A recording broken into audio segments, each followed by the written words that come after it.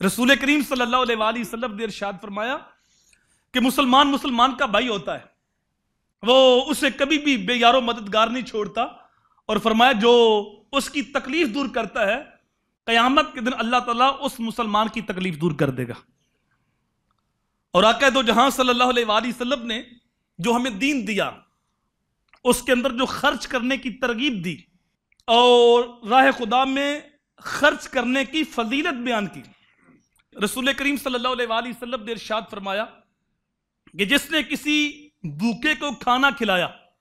یہاں تک کہ وہ سیر ہو گیا اور کسی پیاسے کو پانی پلایا،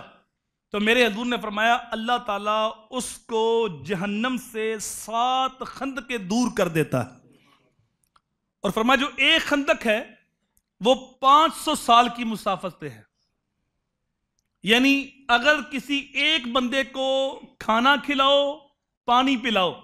اللہ تعالیٰ اس آدمی کو 3500 سال کی مسافت پہ جہنم سے دور فرما دیتا۔ اور دوسرا رسول کریم صلی اللہ علیہ وآلہ وسلم نے ارشاد فرمایا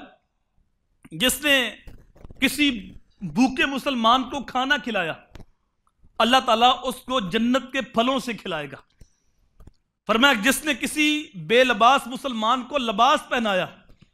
فرمایا اللہ تعالیٰ جنت کا سبز لباس اس کو پہنائے گا۔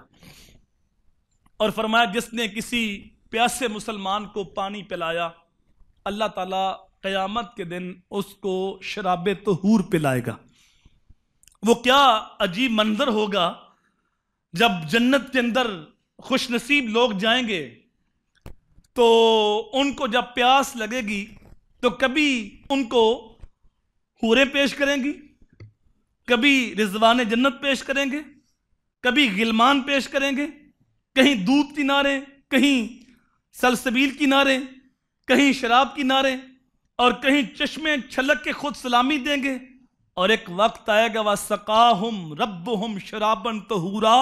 مالک خود اپنے دست قدرت سے پلائے گا۔ تو جب اللہ تعالیٰ خود پلائے گا تو پھر دنیا کی کوئی تکلیف یاد رہے گی؟ پھر کوئی غم، کوئی پریشانی، کوئی مصیبت دنیا کی یاد رہے گی؟ تو رسول کریم صلی اللہ علیہ وآلہ وسلم نے ارشاد فرمایا جس نے کسی پیاسے کو پانی پلا دیا تو اللہ تعالیٰ اس کو شراب طہور پلائے گا۔ تو اللہ کی رضا کے لیے اس کے دیے سے خرچ کرے۔